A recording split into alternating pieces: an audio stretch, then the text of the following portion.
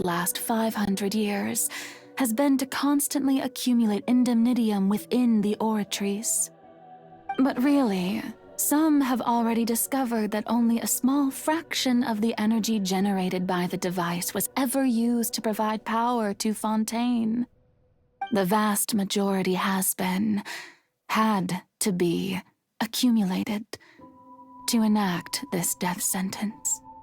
It was all a part of your plan then? Both the trial and the sentence? Indeed. This power, accrued over 5 centuries, could have sustained Fontainians for millennia had it only been used for that purpose. Almost all of it has now been stored within the oratories. But only power of this magnitude could hope to destroy the Hydro Archon's divine throne, shaking the rules established by Celestia and breaking through the institution that is the Seven. So the Oratrice's call for death was for neither Farina nor Focalor, but for the Hydro Archon. The destruction of that divine throne. If I do not misunderstand your intent, you must be... returning what's rightfully yours to you, of course. In other words, this was all done to return the authority of the Hydro Archon to the Hydro Dragon of this planet. But...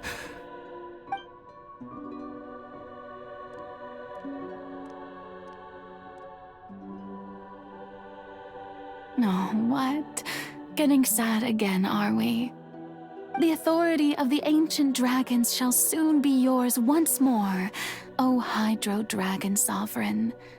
And this is the face you make.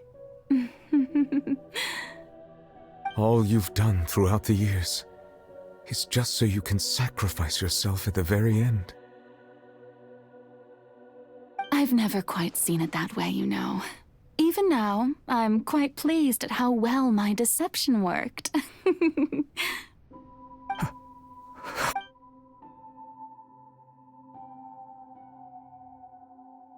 Hydro Dragon, don't cry. I must say, had it been within my rights, I would have loved to judge the heavenly principles themselves. Were they not guilty of essentially the same crime? Egeria stole the power of the primordial sea, and the heavenly principles stole the power you ancient dragons possessed. I, for my part, am the god of justice, and is it not just that your original powers should be returned to you?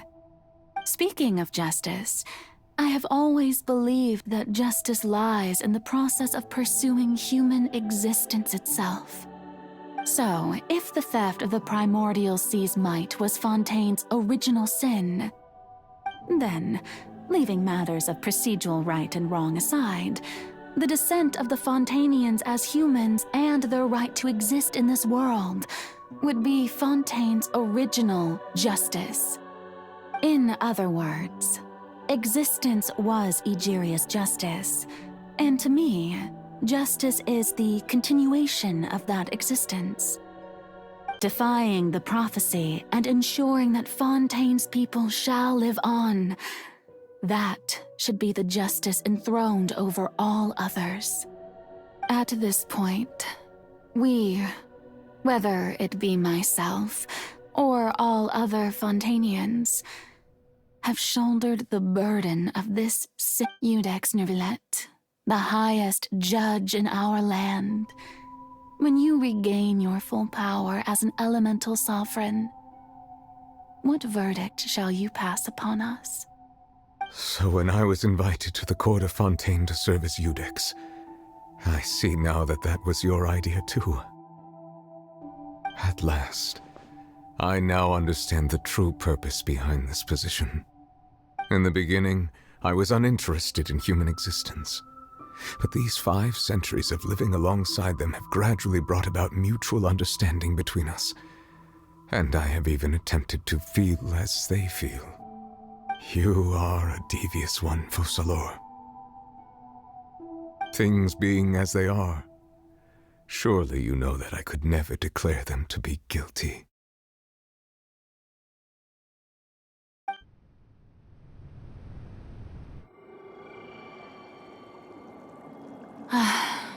The hour of my execution is almost here.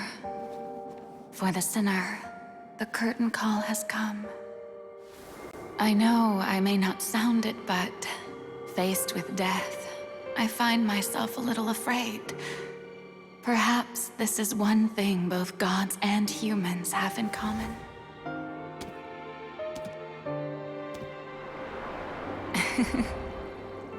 Farewell, Nervalette. I hope you've enjoyed the part you played these 500 years.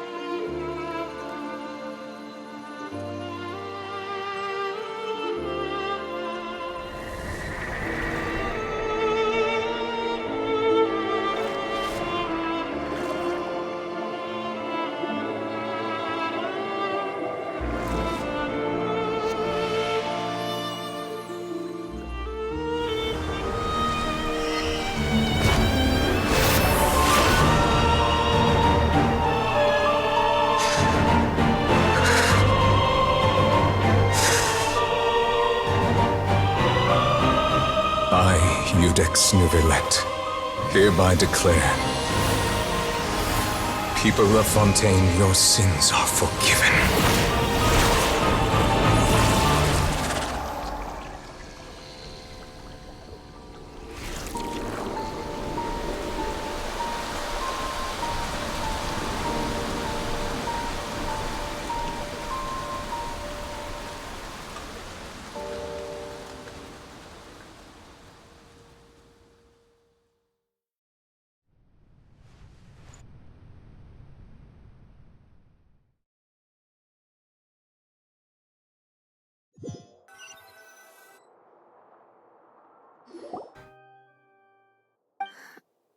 What just happened?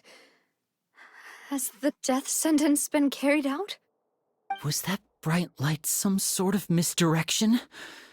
I have a feeling that something huge just happened. But since we're all still alive and haven't been dissolved, I assume whatever happened was good for us. It's time to end this. We must mete out punishment to that beast. But didn't you say just a moment ago that it can't be defeated? I have gained the strength sufficient to deal with it. Through certain means, I now have the ability to separate the power of the Primordial Sea from that creature. We should seize the opportunity to pursue our quarry. Traveler, now that the oratories can no longer function, I require an executor to help me mete out justice. The root of the calamities befalling Fontaine, the beast that enacts the prophecy, its name is the all-devouring narwhal. Come with me, traveler. The hour of execution has come.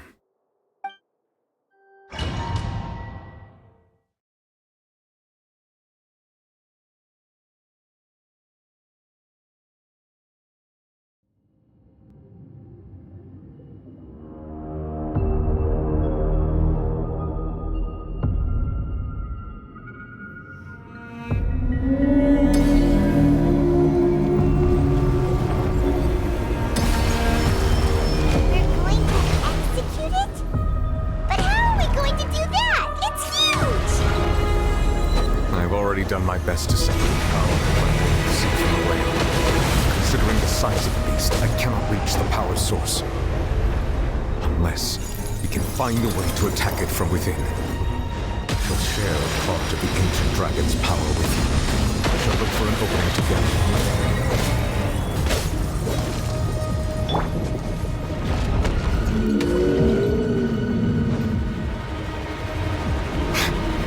Our bond is strong! We can feel the sorrow turning into hostility.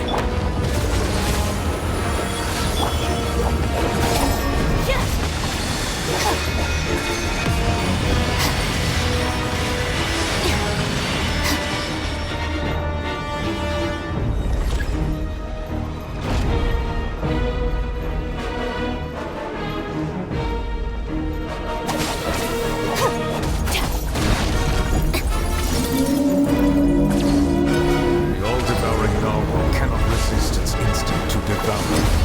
Continue to trigger its hostility, and a chance will present itself.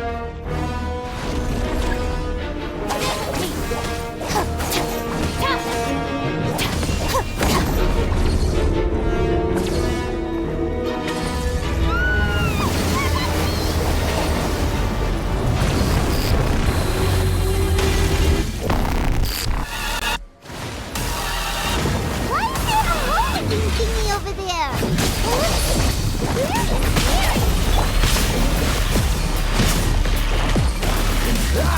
Oh, so soft. Cool it.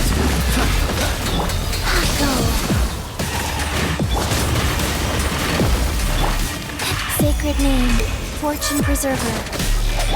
I have granted you my protection. Do not fear. Seize the moment and use my power to suppress its root from within.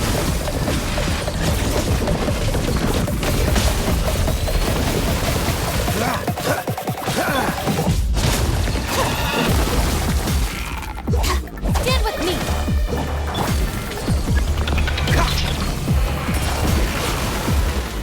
Cool it.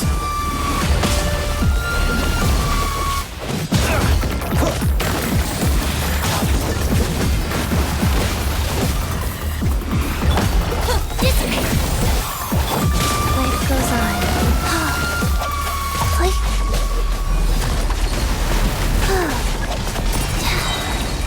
Orders given. Orders received.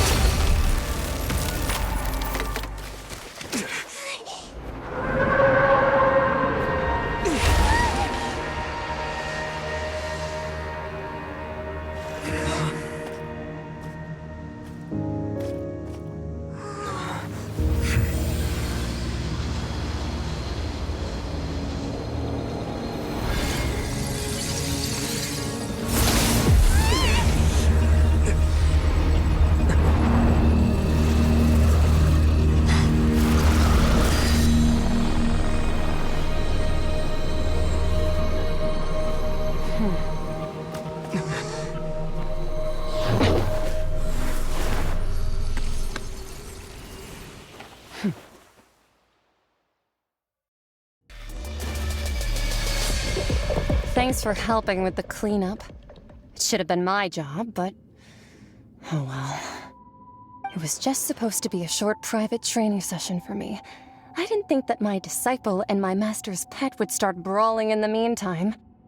Well, actually, I had a feeling that it would happen at some point, but... That power. Who are you exactly?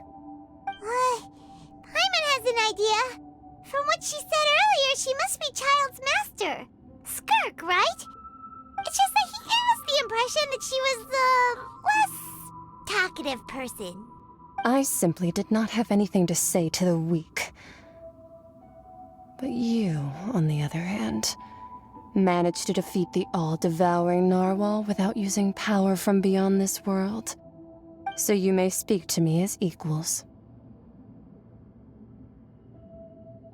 I have to agree. It's a strange use of a planet's primordial waters just to raise an all-devouring narwhal. That kind of power is wasted on it. It's not cooperative, it eats too much, and I have more important things to do with my time than pet sitting. The only thing that creature has going for it is its looks. All in all, it fails as a pet. Miss Skirk? I think you might have missed the point. The point being? Well, being that this pet almost destroyed an entire nation. So what sort of person is your master? Well, child's master's master. Wait, is that right? Oh, right. So you don't know him. Sorry, I assumed you did. His name is Sertologi. Huh? I am unfamiliar with that name.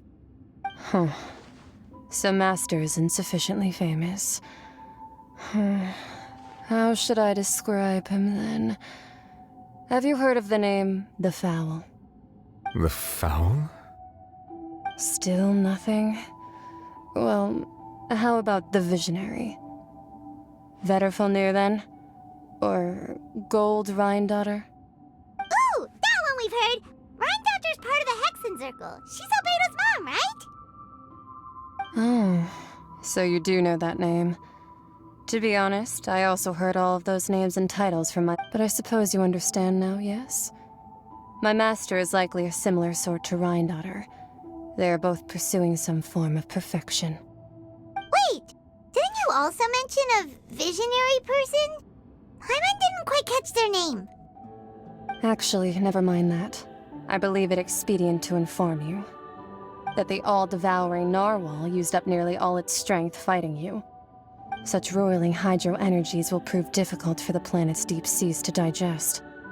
As such, the fontaine back on the surface has most likely been thrown into chaos. In other words, the prophecy that you've been fretting over should now be in full swing. What?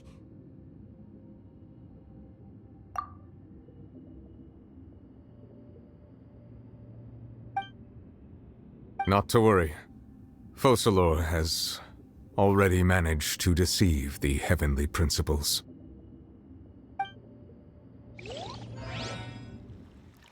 In the end, the people will all be dissolved into the waters, and only Farina will remain, weeping on her throne.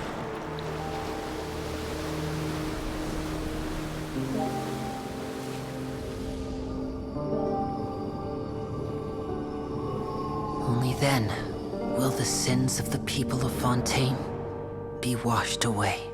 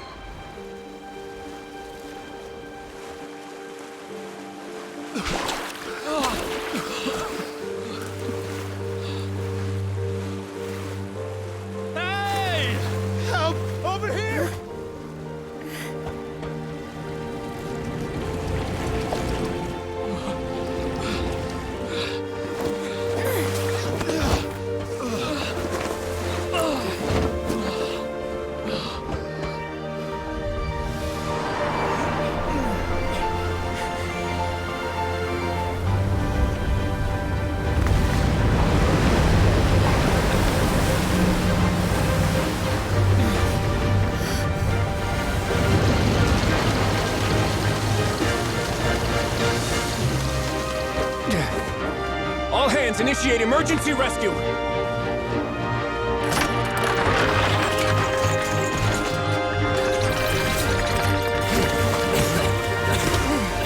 Hurry!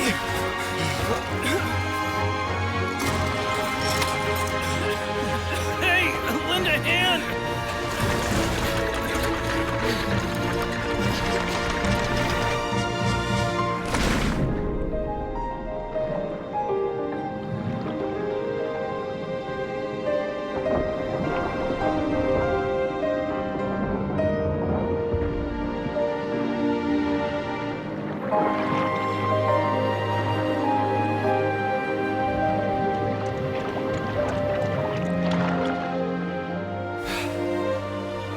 Look!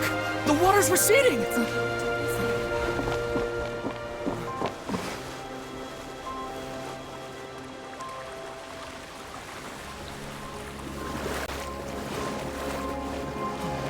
It's a miracle! We didn't dissolve. The prophecy was wrong! The prophecy was wrong!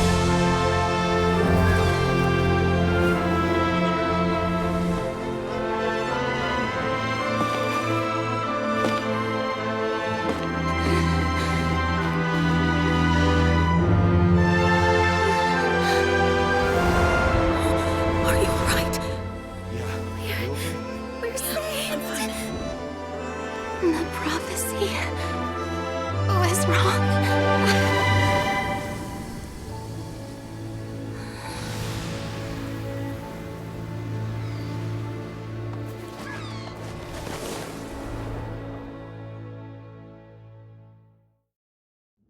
Let's go.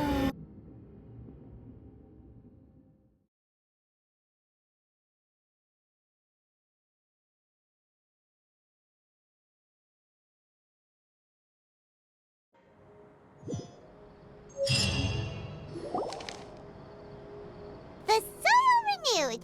The Spina di Rosula talks post-disaster rebuilding. I recently visited Poisson to meet with Miss Navia, spokesperson of the Spina di Rosula, and we spoke about Poisson's present and future. Old soil can still give birth to new bloom, Miss Navia stated. Hope is like seeing a small cookie when you're starving late at night. You just need a little of it. Skyship Winglet, lunar brain of the Fontaine Research Institute. The various disputes that have arisen on account of Mr. Edwin have suddenly become a shield over the Institute, with Jurier turning out to be a once overlooked hidden gem. People always call the first researcher mad, but few know what to call the second. And should that latter person achieve a miracle, they would find it all the harder to find a word with which to classify him and his team. Wow! Paimon barely recognizes the people in the reports. Are those really Jurier and Navia? They sound like real big shots. What do you think? Pretty enthralling, huh? The Steambird's idea was pretty simple. With the disaster just having passed, we would print a free edition packed to the margins with good news to calm people down. The value for these big scoops lies in their inevitable follow-ups. We'll publish further reports and go into the stories behind those people. Edwin's assistant, Jurier, created a true flying ship, while Navia is leading people in the reconstruction of their home. I'm sure that these stories could draw even your well-traveled eye. Paimon's curious too! Wait a minute. Didn't we watch everything happen from start to finish? What's there to be curious about? And that's exactly why I'd like you to come conduct interviews with me. You're the best incubators of news, if you haven't noticed. And also, with you around, I'm sure I'll get to see that Duke. Are you sure? Hasn't he turned you down several times already? Oh, this time will be different. Come on, let's head to Poisson first, and then make a trip to the fortress. There are some things you'll only know when you get there. Navia! Oh, it's you. What brings you all here? Hey, we're just having a look around. I'm here to update myself on how things are going here. Oh, the Fatui are here too! Let me introduce you. This is Mr. Garunt Snežević. He represented the Knave in sending us a large amount of supplies, and is helping with our work. Our residents are hard at work as well. Thanks to everyone, work is progressing nicely. We've lost a lot of people, but we're moving... Hello, Miss Charlotte. I'm a big fan of yours. I especially like that article you wrote last year about Fontaine's stray cats. But if you don't mind, could you not emphasize our role too much in your report? It's not charity we're doing here. We just happen to share the same interests as the Spina. I get where you're coming from. I'll keep it as simple as possible. Or would you be willing to feature as friendly neighbors? That would be fine. Thanks. Oh, you're back too. How are things? We finished laying down the construction materials. It'll be another hour before the workers are able to go over there. Huh? You're here too, Clarant? Well, her reputation's greatly risen after that whole duel business with Miss Farina, so she's here in Poisson to wait out the heat. All right. She really came here to help me out. There's too much to consider in the reconstruction of Poisson. The Spina has need of more decision-makers. And, well, I do already happen to be connected to Mr. Callis. Oh, wait just a moment. Do you mind me asking a few questions? You know, about how you felt before the duel, about what it was like facing down a god. There's lots of exciting material there, I bet. Forget it. I'm sure you can find a better theme than that, Miss Charlotte. I see you're the same as always. Couldn't you do me a favor, for Navia's sake? Well, if we're talking about doing things for my sake, you might as well just take a few more photos of me. Or of the Traveler. It's better than wasting time persuading Chlorand, at any rate. Of course I will. I'm not gonna let him off that easy. All right, then everyone who wants to be in the photo, gather up. And smile.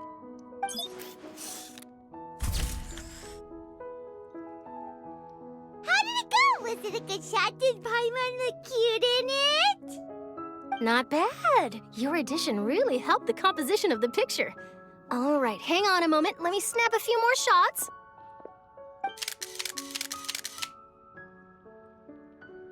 All right, that should do it. I'll be back here later anyway, so let's call it a day.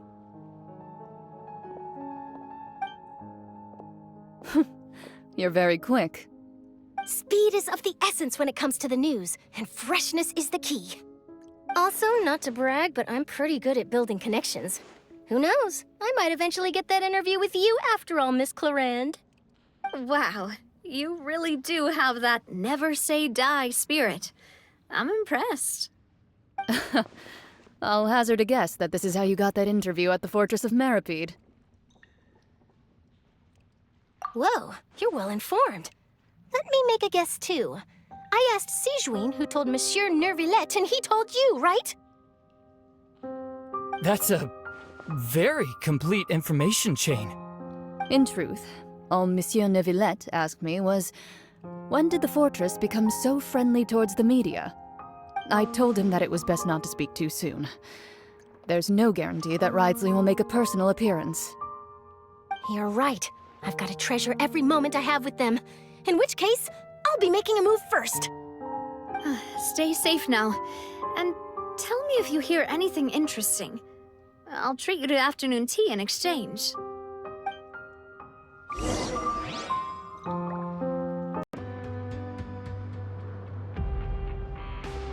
Wow, guess we're here again, huh?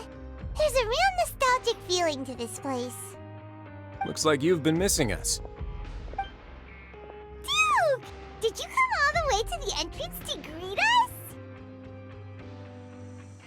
Of course. I'm here to welcome you and our dear Miss Charlotte, whom our good head nurse recommended to me. It's an honor to finally meet the much-rumored Duke. Thank you for consenting to my visit to the fortress, sir. No need to thank me. But that said, I shouldn't be the focus of your interview. I trust you recall our agreement? Of course, of course. All right then, this way.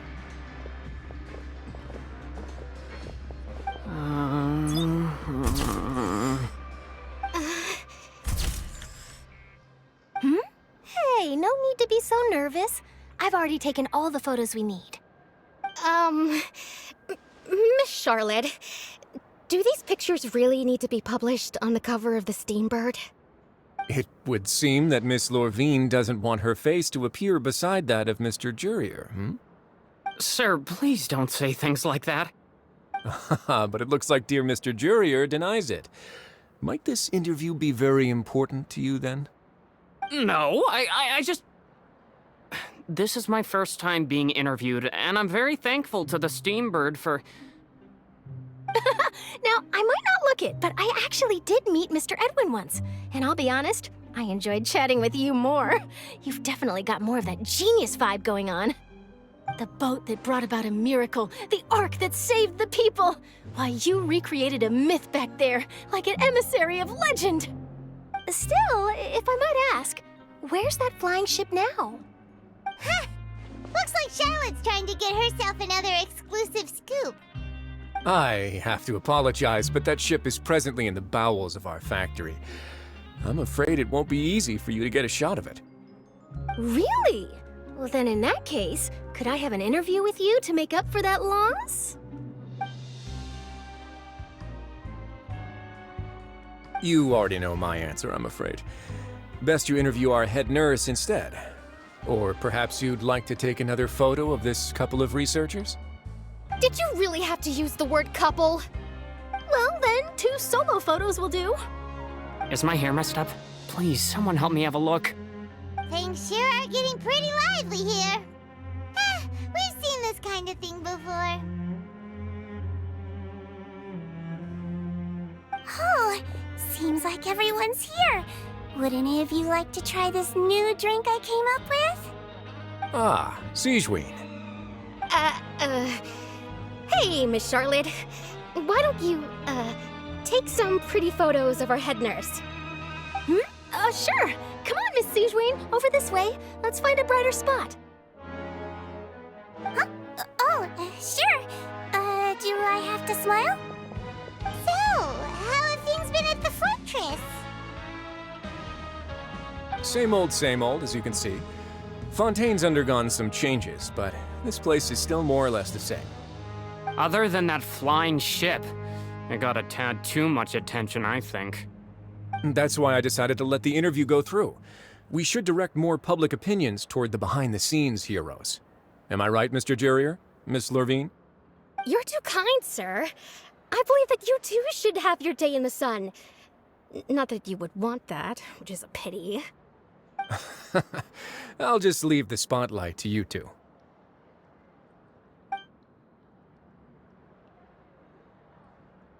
I see.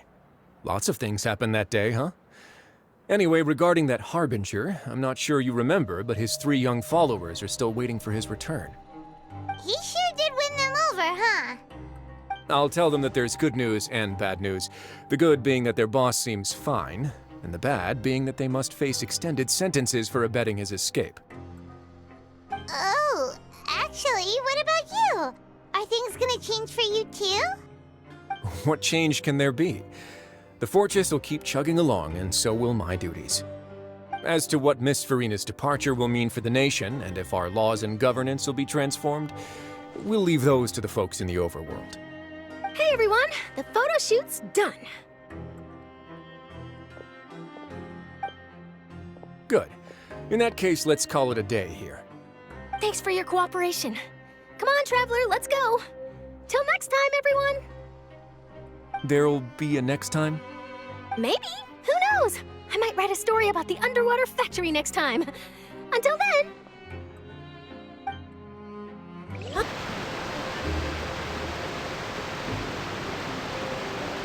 didn't see them! They really are here! How did you know? Navia mentioned that she stayed in touch with Linny and the others after working together. Apparently, they've been at the docks distributing these strange pockets the whole time since.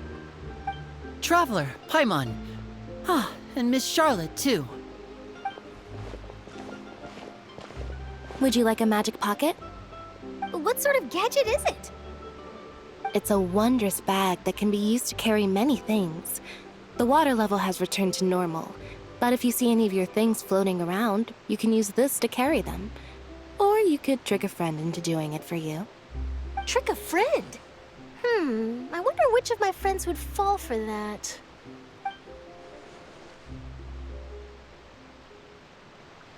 You could just make a friend like Fremine here.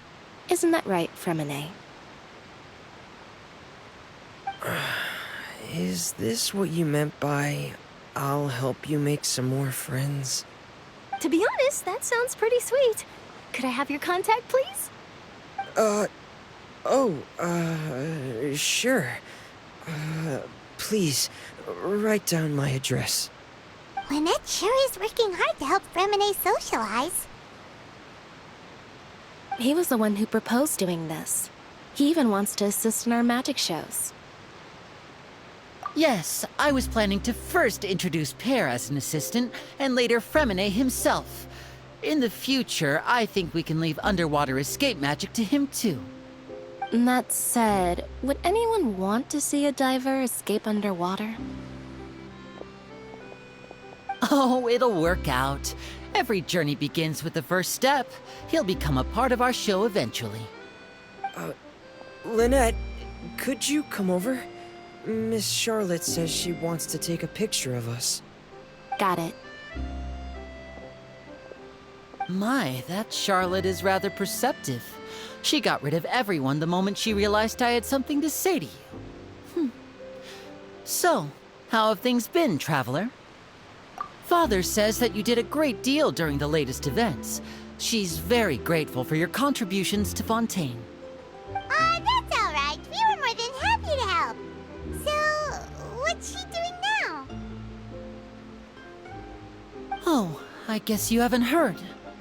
Well, after Lady Farina left, Father and Monsieur Neuvillette opened negotiations, during which he gave Fontaine's gnosis to her as a diplomatic gift. A diplomatic gift? A gnosis? Yes, I was quite surprised at first myself. But when I thought it over, there were actually a number of things going for it. It could have been done as an apology for the incident with Lord Child, or as thanks for his help in tying the all-devouring narwhal down. Furthermore, Father did also lend significant aid to Fontaine and Poisson. Well, that's true, but this is a gnosis we're talking about. Doesn't this seem a bit... I would agree, but I've also heard that it seems that Monsieur Neuvillette has had a significant change of heart regarding the matter. So there's some reason for this that only Neuvillette knows about? I suspect you'll have to ask him about that yourself.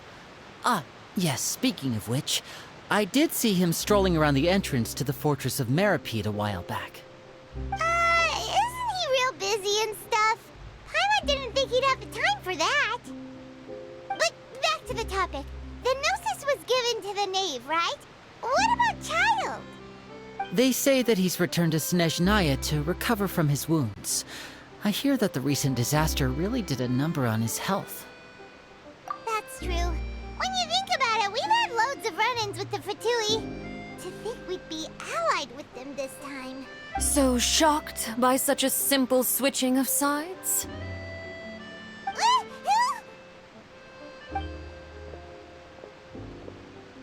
Father! Well, what do you know? Come to the docks to see how my children are doing and meet the Traveler by chance. Please do not pay my accomplishments in Fontaine too much mind. I would have done them regardless. Are you going to take the gnosis back to Snezhnaya? That is our duty as harbingers, yes. Don't be too preoccupied with sides. The goal of the Fatui concerns not a single place or person, but the entire world. With such a grand goal in mind, it is inevitable that we must wear many masks. Switching my masks is something I've always done. Well, that depends on many things. No one truly knows what the future holds. What good is honesty if you can't rely on it forever? As for you, I very much look forward to our next collaboration. Good things cannot be achieved alone, and you've proved yourselves to be great partners. A vision? All right. I'll remember to return it. Thank you for keeping it... And that's a wrap for me. Huh? You're... Greetings, Miss Journalist. Hello. If I'm not mistaken, there are diplomatic channels I'll need to report to take a photo of you. That is correct. So forgive me, but I will not be able to serve as a subject in your article. However, feel free to write as much as you'd like about our dear magicians and our upcoming rookie talent. I will. The sea breeze is quite pleasant. Oh, I shall continue my walk while the weather remains so agreeable. Farewell. Farewell, Father. Oh, she has such an intimidating presence. I didn't even dare to take a picture. Thankfully, I've already wrapped up all my pre-scheduled interviews. Thank you all. This'll be more than enough for me to write about, I'm sure. Don't be too nervous. Why don't you take a magic pocket before you go? Here, Traveler, Paimon, you take one too. To move things about? That's right. Funny. I was giving out magic pockets when we first met too. And what do you know? I'm doing the exact same thing right now. So many things. I guess this must be life. We will all follow our own paths, and serendipity will lead you to your fated friends. All right then. We'll be handing out pockets in some other districts later, so we'll get going now. Have a good day, you two.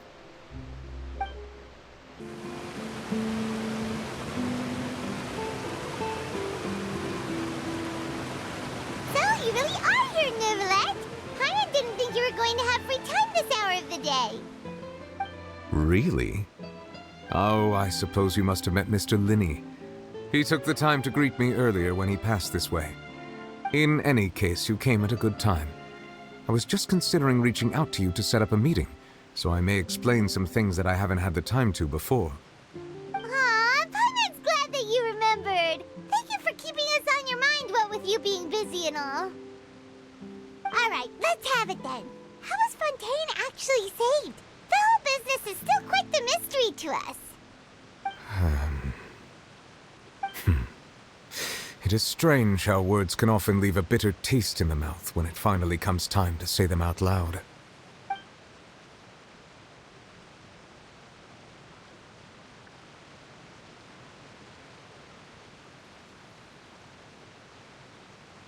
Whoa. So that's what happened? Focalor destroyed the divine throne of the Hydro Archon and restored your power to you, transforming you into a fully fledged elemental dragon sovereign. But Paimon still doesn't quite get what you did to save the Fontanians from dissolving. For me, the authority of the ancient dragons refers to absolute control over the hydro element. Fontanians were incomplete humans born of Egeria's use of the power of the primordial sea, with constitutions similar to that of mimics. But so long as those primordial energies remain within them, I could use the ancient dragon's authority to grant them true blood, after the fashion in which life was first brought into being on this planet. In other words, when I gave my verdict, Fontanians became true humans, and thus would naturally no longer be dissolved by water from the primordial sea. Focalor must have counted on you to make that decision as well. Your verdict was the key to making the prophecy appear to have come true while saving everyone. Yeah, and in a manner of speaking, Focalor finally managed to fulfill the original Hydro Archon's wish to turn Oceanids into real people too! It seems from your expressions that you still have more things you wish to ask. Ask away. I will tell you the truth as I know it. I have investigated his case along many avenues, and I have learned that he once fell into an unknown chasm when he was young. There, by chance, he awakened the all-devouring narwhal. But whether it be by sentiment or reason, that should not have been enough to consider him the root cause of the disaster. At most, he would have had tangential liability. As for the judgment passed by the Oratrice during the trial, whether it was due to that liability by association, or Focalor deliberately using him to buy time for us on the assumption that he would be able to hold the creature off, I cannot say. Guess Focalor had Fontanians in mind the whole time. In the end, it was thanks to her that they finally became real humans. Hang on a second. Paimon suddenly got another question. Back when Fontanians hadn't yet become real humans, were the children they had also transformed Oceanids? Life has always flowed like water. Do you recall how Fontanians would often come to the Fountain of Lucine to pray for children? Yeah! Lynette said the fountain is where all the waters in Fontaine converge. In truth, even those couples did not know that such prayers were no mere custom, but instead a form of ritual. Those Oceanids who were blessed within the spring water would later descend as new humans in the coming months. Paimon sorta gets it now. Either way, it seems like this ritual won't be of any further use. but it'll probably live on as a local custom. Ask away. I will tell you the truth as I know it. Yeah, about that. Risley said Farina has already left. What's that all about? Ah, Lady Farina. The people are only aware that her death sentence has not been carried out. She abdicated the post of Hydro Archon and left affairs related to that title to me, before leaving the Opera House. I related Focalor's words to her faithfully and completely. After hearing them, she seemed neither saddened nor comforted. She simply said that she was tired and needed to rest. Having said that, she then packed her things and moved out of the Opera House, not unlike how an ordinary person might. But she's still got a place to stay, right? You need not worry.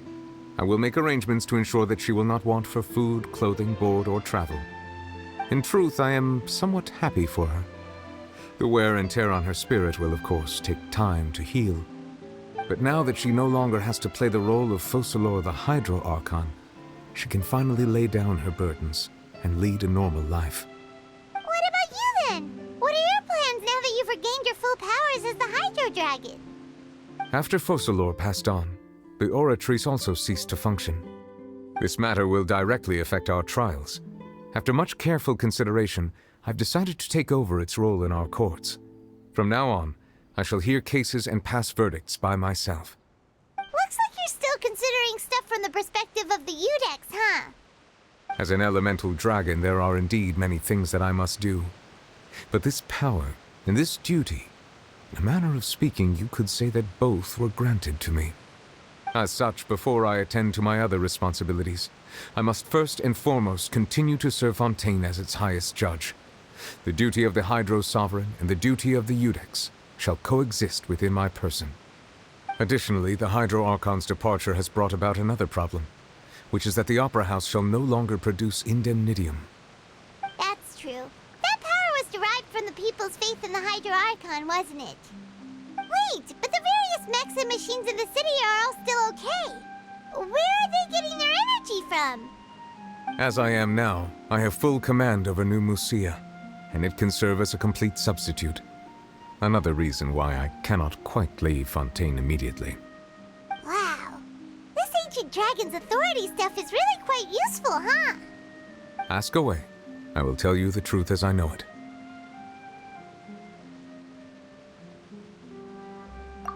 Oh, that's right! They say you've given it to the Knave as a diplomatic gift or something! Leaving aside their intentionality, the two Fatui Harbingers have indeed done much for us during this crisis. Their sole remaining goal in Fontaine, at least at this point, would seem to be the Gnosis. The Oratrice has ceased to function. The Hydro Archon's divine throne is now no more, and I do not need the Gnosis's power. As such, it has lost all meaning for Fontaine. If the Fatui have impure designs, then we might as well accede to their request now, and avoid unnecessary conflict. What complicated considerations! Paimon thought you were just giving it to them out of gratitude to the Knave and as an apology to Child. Ask away. I will tell you the truth as I know it. You will soon be heading to Natlan, I presume. I'm afraid that I have little talent as a travel guide, so all I can do is tell you what I know about that land. As far as I'm aware, Natlan can be said to be a nation of dragons. A nation of dragons? You mean like you? No, I suspect that I would not find myself welcome there. Unlike ancient dragons such as myself, the dragons of Natlan have undergone long years of development and evolution. Large numbers of them have entered a form of coexistence with humanity. Natlan is also the nation of war. War ravages those lands like an undying flame. There is one other piece of information I got incidentally from my negotiations with the Knave that I believe may be useful to you. The Harbinger known as the Captain has thrown his hat into the endless ring of war. The Captain. Sounds like a real tough customer. Seriously, everywhere you look, there's a Fatui Harbinger doing their thing. I suggest that you fully prepare yourself before going to Natlan. In the meantime, Fontaine's doors will always be open to you. Ask away. I will tell you the truth as I know it. Hang on a sec. Paimon's still got a question about when we he mentioned that your attitude towards giving away the Gnosis had clearly changed. We guessed that there might be some reason for it that only you were aware of. No wonder the House of the Hearth is the Fatui's intelligence division. They are certainly sharp. So regarding this specific issue, I was just getting ready to share something with you. What is it? In truth, I exchanged some further words with that lady named Skirk after sending you two back to the surface. It went something like this.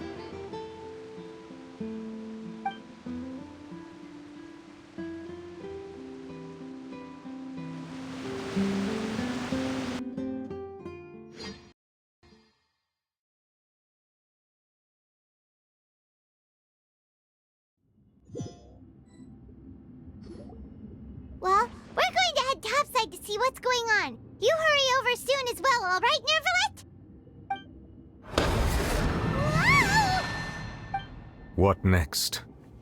The all-devouring narwhal isn't here, so I'm no longer getting any interference.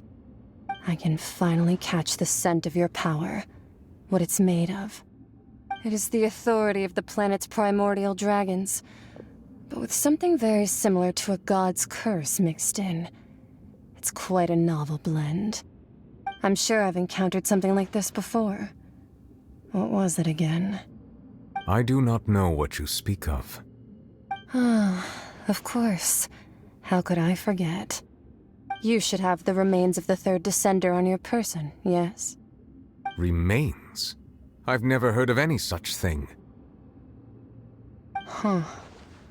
According to your parlance, I believe it may be called a gnosis. Well, that much is true. After Focalor's divinity faded, she handed her gnosis to me. But I fear I have never heard of it described in the manner that you just did. I've been training with my master, the Foul, ever since I was young, and I have never returned to the surface. It is only natural for those who are greater than humanity to possess a different sort of common sense, which is why there are so many problems in our attempts to communicate with. Regardless, you should probably get rid of objects of misfortune to prevent any disasters from befalling you. To live in itself is a blessing, but once a person dies, the bonds he once had with this world shall all turn to curses. What do you mean by that? No need to fret. These are just my personal thoughts. This third descender you refer to, who are they? And when did they die? Master never mentioned them to me. Perhaps it just wasn't that important for me to know. If you're interested, though, I could ask him. I'll be sure to pass the answer on to you next time. Next time? You believe we will meet again? I do. Wait. I have a disciple of my own, don't I? He can be the messenger then.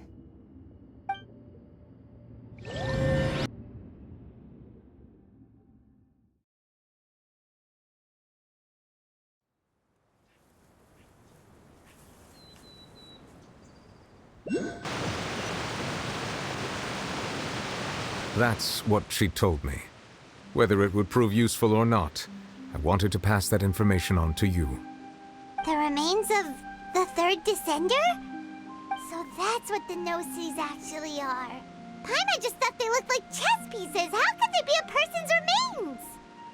All the same, assuming that there was no misunderstanding or special metaphor at play, that is what she meant to say. And she said that it would bring misfortune and that you should check it, which is why you gave it to the Fatui. If she speaks the truth, then I would simply be putting Fontaine at unnecessary risk by keeping it here.